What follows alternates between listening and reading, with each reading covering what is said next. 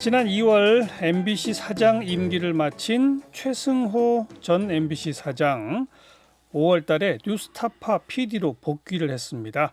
사장 출신이 PD로 복귀한다. 언론계에 좀 신선한 충격이었어요. 복귀하자마자 다큐멘터리를 한 편 내놨는데 제목이 문재인 정부의 4대강입니다.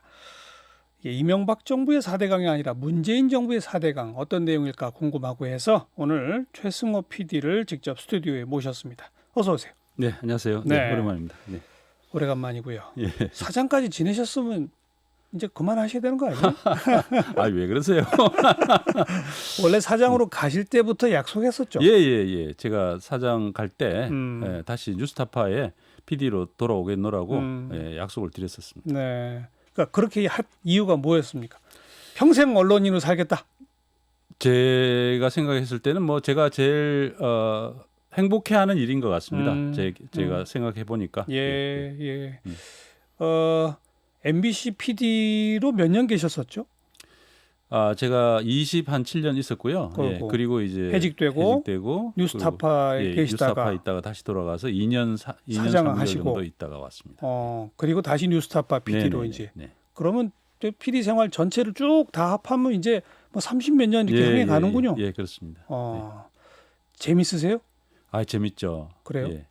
그 PD라는 일이 이제 그 동영상 다큐멘터리, 저는 다큐멘터리입니다만 다큐멘터리를 만들어서 이제 그 사람들에게 세상의 세세한 일들에 대해서 지식을 줌으로써 이제 세상에 대해서 바꾸어 나갈 수 있는 그런 이제 영감과 힘을 드리는 거거든요. 그런 부분들이 저는 참 좋은 것 같습니다. 실제로 이제 어떤 변화들이 일어나는 것들을 볼 때, 그때 이제 나의 문제 제기로 변화를 만들어낸다 이런 거죠. 이제 그러자고 이번에 또 짚어내신 게 문재인 정부의 4대강이네요. 복작하자마자 요걸로 딱 소재를 잡으신 이유가 있어요? 제가 원래 이제 저 이명박 정부 시절에 4대강 수십 6m의 비밀이라는 그 4대강 프로그램을 만들어서 그게 계기가 돼가지고 제가 이제 PD수업에서 쫓겨나고 이어서 이제 해고가 되기도 하고 그랬습니다. 맞아요. 그래서 4대강 문제는 저하고 이제 개인적인 인연도 좀 있는 편인데 제가 이제 사장 시절에 있으면서 이 문제가 곧 해결될 거라고 생각을 했는데 우리 저 문재인 정부 출범하면서부터 보호를 개방하고 뭐 보처리 를 빨리 하겠다 이런 의지도 밝히고 그랬는데 잘 안 되더라고요. 근데 이제 이 문제에 대해서 사실 깊이 있는 어떤 그 보도가 그동안 잘 안 나왔습니다. 이게 굉장히 이제 오랜 역사가 있는 문제고 그리고 복잡해요, 내용이. 근데 어찌 보면 또 많은 국민들도 언론도 보호 문 다 열었으니까 강물 흐르게 만들었으니까 이제 문제 다 끝난 거 아니야? 뭐 대충 이러고 잊어버린 거 아닌가요? 그렇죠. 그런 측면도 있죠. 개방을 했다는 이미지는 가졌는데 그 이후에는 그 언론 보도도 제대로 안 되고 하니까 현재의 상태가 어떤지는 잘 모르시는 거죠. 현재 상태를 알려야 되겠다 이거로군요. 그렇습니다. 직접 현장에 카메라 들고 뛰어다니셨어요? 예. 가봤더니 어때요? 현재 상태가? 지금 현재 상태는 이제 금강하고 영산강은 지속적으로 그 보를 개방을 해서 지금 강이 이제 흐르는 상태라고 할 수 있습니다. 근데 이제 낙동강하고 한강 같은 경우에는 보가 거의 열리지 않았기 때문에 과거 상태와 비슷하다 이렇게 생각하시면 될 것 같습니다. 라떼, 녹조 라떼 여전해요? 낙동강 같은 경우에는 뭐 아마 곧 지금도 아마 녹조가 시작이 좀 되는 것 같고 물론 다만 요새는 비가 많이 와서 비 요 끝나고 더워지면은 녹조가 바로 시작되지 않을까 합니다. 영주댐을 제가 어제 다녀왔는데 영주댐 가보니까 제가 볼 때는 녹조가 상당히 많이 끼어 있는 것 같더라고요. 그래서 아마 요 장마비 끝나면은 바로 심해지지 않겠나 하는 생각합니다. 이제 하나하나 좀 알려주세요. 그럼 금강, 영산강은 보호를 다 열었는데 낙동강, 한강은 거의 못 연 이유가 뭡니까? 그 문재인 정부가 출범하자마자 이제 그 4대강 조사평가단이라는 그 조직이 만들어져서 4대강의 보호를 어떻게 처리할 것인가를 이제 결정을 했습니다. 그런데 이제 그 우선 금강하고 영산강에 대한 그 보호 처리를 결정을 했고요. 예, 보호 처리를 결정을 해서 그 평가단에서 권고한 내용이 그렇게 돼 있었군요. 우선 이제 금강과 영산강만 먼저 해보자. 먼저 이제 보호 개방도 많이 됐고 하니까 이제 그렇게 됐는데 낙동강 같은 경우에는 현지의 그 지방자치단체라든지 반대가 심해서 네. 정부 입장에서도 굉장히 뭡니까 이제 문제점 그러니까 그 어떤 밀어붙이기가 어렵다. 정치적인 어려움 이런 것들을 많이 느꼈던 것 같고 낙동강 지역 지자체가 주로 야당 쪽 단체장이라고 야당 단체장들이 많다 보니까 그런 면에서 어려움이 좀 있었던 것 같습니다. 어려움이 있었지만 사실은 이제 어떤 면에서는 지방자치단체의 책임도 있다 이렇게 얘기할 수도 있지만 결국 정부의 의지가 부족했다 이런 얘기가 더 맞지 않을까 하는 생각을 합니다. 한강 유역의 지자체든 뭐 여당 쪽이 훨씬 많은데 거긴 또 왜 진척이 안 됩니까? 한강 같은 경우에는 상대적으로 제가 보니까 이제 녹조 피해가 상대적으로 덜하다? 녹조 피해가 조금 덜한 면도 있고 그래서 처음에 보호를 6개를 개방할 때 한강의 보호는 개방 대상에 들어있지 않았습니다. 처음에 6개 개방하는 그 지시를 내릴 때 녹조가 심해질 걸로 생각이 되는 보호를 대상으로 했었거든요. 그러다 보니까 좀 늦어진 측면이 있습니다. 그 해당 지역의 농민들도 좀 나서서 수문 개방 반대하고 그러더라고요. 그건 어떻게 보세요? 농민들이 이런 것 같습니다. 보호를 이제 만들어 놓으니까 수위가 이제 올라가죠. 네. 수위가 올라가니까 일정 수위를 계속 유지할 수 있고 일정 수위를 유지를 하고 그래서 이제 어떤 분들은 수위가 올라가니까 지하수를 이용을 하기가 좀 편해진 그런 농민들이 있습니다. 그래서 수막 재배 같은 경우는 물을 지하수를 굉장히 많이 쓰는 농법인데 그 겨울에 이제 지하수 좀 이렇게 뜨뜻한 지하수를 퍼올려 가지고 비닐하우스 위에다가 물을 뿌려줌으로써 비닐하우스 안에 온도를 일정 부분 올리는 그런 농법입니다. 그러니까 그 물을 많이 써야 되는 거죠. 그러니까 이제 지하수의 수위가 올라와 있으면 유리한 거죠. 이제 그분들 입장에서 보면은 이제 이 낮추게 되면 보를 개방하면 수위가 낮아지니까 자기네 농사를 짓는데 좀 불리하다라는 그 생각을 할 수도 있고. 근데 그건 극히 일부다. 그런데 이제 그것은 정부가 충분히 해결 가능한 문제다라는 것이 금강의 과정에서 드러났습니다. 금강을 개방을 할 때도 마찬가지 문제가 있었는데 정부가 이제 지하수 관정을 좀 더 깊게 파서 해줌으로써 대안이 있다는 얘기죠. 그렇죠. 여러 가지 정부가 예산을 좀 쓰면 대안이 얼마든지 나올 수 있는 그런 문제입니다. 근데 제가 볼 때는 그 4대강 사업 문제에 대해서 근본적인 시각 차이가 좀 있는 것 같습니다. 어디랑 어떤 차이요? 처음에 이제 문재인 정부에서 이 4대강 문제를 처음 그 보호 처리 방안을 발표하고 또 뭐 이렇게 계획을 발표할 때 김수현 그 당시 그 사회수석이 발표를 하셨는데 앞으로 이제 어떻게 하겠다는 계획을 하실 때 그 당시 뭐라고 하셨냐면은 극단적으로는 재자연화를 할 수도 있다. 재자연화라는 것은 보를 철거를 할 수도 있고 그러나 말하자면 보를 존치하면서 그 물 이용을 좀 강화한다거나 또 환경성을 보강한다거나 이렇게 할 수 있다 이렇게 얘기를 하셨어요. 그러니까 보를 철거하는 것은 굉장히 극단적인 경우다라는 그 전제를 가지고 이 문제에 접근을 했던 것 같습니다. 이미 표현이 그러네요. 네. 그래서 이제 그런 생각이 그 암암리의 그 동안의 어떤 문재인 정부의 이 문제에 대한 정책에 영향을 미치지 않았나 하는 생각이 들고요. 그런데 이 문제는 뭐냐면은 이 현재 있는 이 4대강 사업의 이 결과라는 것이 뭐냐 하면 결국 이명박 전 대통령이 운하를 만들려고 했던 거거든요. 그게 6m의 비밀 그거 아닙니까?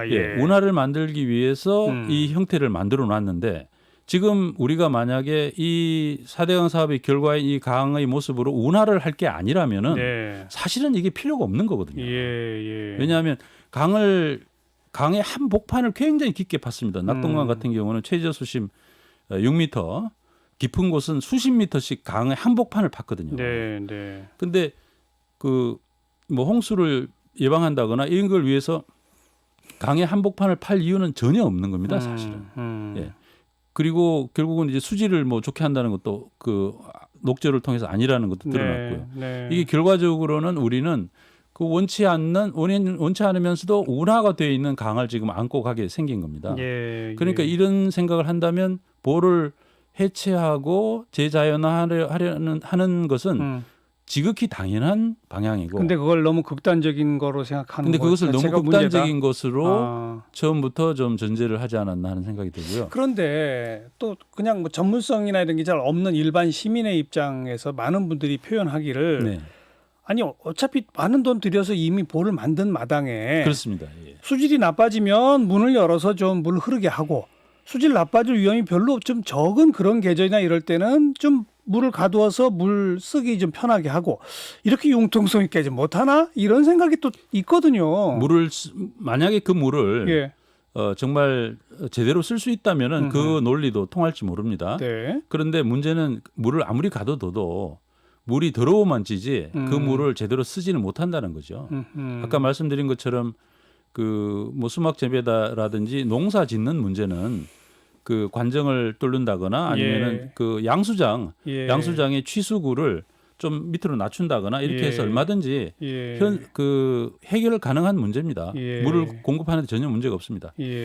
원래 그 이명박 대통령이 뭐 7억 톤이나 8억 톤이나 이런 어마어마한 그 물을 4대강 본류에 가둬서 물 부족이 없는 나라로 만들겠다 이렇게 공언을 하셨는데 맞아요. 사실은 그때도 그 물을 가둬만 놨지 그 물을 어디에 공급하겠다는 계획은 없었습니다. 왜냐하면 물을 공급할 수가 없어요. 그래요? 예. 왜냐하면 우리나라의 가뭄 지역은 다 산간 지역이거나 거기까지 못 걸어간다 섬입니다. 이거죠? 그러니까 도수로를 뚫어서 그것도 낮은 곳에서 높은 곳으로 그 전기를 통해 가지고 어마어마한 돈을 들여서 보내야 되는데 그게 배보다 배꼽이 훨씬 큰 거기 때문에 못하는 거거든요. 이제 그렇다면 그냥 수문만 계속 열어두는 거는 그 보를 또 유지 관리하는 비용이 어마어마하게 들어간다면서요. 그렇습니다. 그럴 바에는 철거가 확실한 그렇습니다. 정답이다 이건데 그러면 이 정부에서 이 보를 철거할지 말지 등등의 최종 의사 결정을 할 수 있는 그 기구가 어디예요? 지금 국가물관리위원회라는 곳에서 최종 결정을 할 수 있게 되어 있습니다. 그 위원회에서는 지금 계획이 어떻대요? 그 물관리위원회에서 결국 결정을 계속 안 하고 있는 바람에 있어요? 지금까지 이제 미뤄지고 있는 거죠. 그 위원들이 어떻게 구성되어 있는데요? 위원 구성이 저도 참 이번에 취재를 하면서 좀 이해를 못했는데 과거에 그 4대강 사업에 대해서 그 지지하고 그 논리를 좀 이렇게 설파를 하셨던 분들 4대강 찬성론자라고 볼 수 있겠죠. 그리고 또 뭐 어떤 4대강 사업의 그 시공사 뭐 심사하시고 뭐 이런 그 나름대로 그 참여해서 역할을 하셨던 분들이 상당히 많이 들어와 계신 걸 제가 발견을 했습니다. 예. 여태까지 그런 그 보도 나온 걸 전 별로 본 기억이 없는데. 예. 그런 보도들이 없었죠. 그러니까 사실은 그런 분들이 많이 들어가시게 됐는데 그 과정에서 보도도 사실은 별로 없었고 이런 부분들이 아직까지 이제 국가물관리위원회에 대한 그 국민들의 인식을 못 만들어낸 그런 결과였던 것 같습니다. 이 물관리위원회 위원은 누가 정해요? 대통령이 다 정하는 거예요? 결국 이제 주무부처는 최종적으로는 청와대에서 결정하는 거죠. 주무부처는 어디죠? 주무부처는 이제 환경부인데, 환경부. 환경부가 이제 여러 군데 이제 추천을 받아서 청와대로 올리면은 청와대에서 이제 최종적으로 스크리닝해서 결정을 했습니다. 환경부의 조명래 장관의 책임이 큰 거네요. 조명래 장관의 책임도 있다라고 보여지고요. 청와대에서 이제 그 해당 비서관이 그런 얘기를 했습니다. 자기로서는 최선을 다했는데 어쨌든 그 이런 결과가 오리라고는 생각을 못했다는 거죠. 이런 결과. 그러니까 국가물관리위원회에서 지금 4대강 보처리 계획, 적어도 금강하고 영산강에 대한 보처리 계획은 이미 상정이 돼 있는 상황인데 그걸 계속 4대강 찬성론자들이 이 보에 쓸모가 있다. 보에 예를 들면은 보가 뭐 홍수 방어 기능이 있지 않느냐 이런 식의 얘기를 하거든요. 근데 보에 홍수 방어 기능이 없습니다. 왜냐하면 지금 오늘도 제가 봤습니다마는 금강에 비가 많이 오니까 세종보하고 저 공주보가 있는데 새 정보 공주보를 그냥 물이 그냥 다 계속 넘치죠. 위로. 위로. 넘쳐서 그냥 예. 담아버렸거든요. 알겠습니다. 그렇지만 제방은 꽤 많이 남아 있는 상태고. 근데 어쨌든 그러니까 뉴스타파 최승호 PD가 보는 관점에서 문재인 정부는 이 4대강 문제에 대해서 자꾸 미봉책 정도로만 대처하지 네. 결정을 아무것도 안 하려고 하고 있고 지금까지 계속 미루고 있다 이런 거죠. 예, 뭐 결과적으로 그렇게 되어 온 것 같습니다. 예. 그래서 그 지금이라도 네, 그 핵심 원인은 정권 자체의 의지가 좀 부족하다. 저는 이제 처음부터 이 4대강 사업의 문제를 마치 보호를 놔두고도 할 수 있는 것처럼 보호가 어디 쓸 데가 있는 것처럼 네, 그렇게 생각을 했던 게 패착이 아니었나 하는 생각을 합니다. 다음 다큐멘터리는 뭐 만들고? 당분간은 제가 이제 이 4대강 문제는 저는 이제 굉장히 중요하다고 생각하는 게 이게 지금 이대 놔두면은 네. 이제 내년이면 또 대통령 선거 선거인데 있죠. 예. 다음 정부가 꼭 이것을 해결할 만한 의지가 있다고 볼 수가 없습니다. 그래서 이 정부 안에서 꼭 해야 된다. 저는 문재인 결론을 내려야 정부 된다. 안에서 최소한 한강과 낙동강의 보호를 어떻게 하겠다라는 네. 결정이라도 네. 확실히 내리고 네. 그것을 다음 정부에서 실행에 옮기도록 해줄 수 있도록 저는 계속 이 문제를 파겠다. 이 문제를 계속 좀 해보려고 합니다. 예. 4대강 전문 PD로 계속 후속작들이 또 나오겠군요. 당분간은 그럴 것 같습니다. 기대를 하도록 하겠습니다. 네. 뉴스타파의 최승호 PD 오늘 고맙습니다. 네, 감사합니다. 네.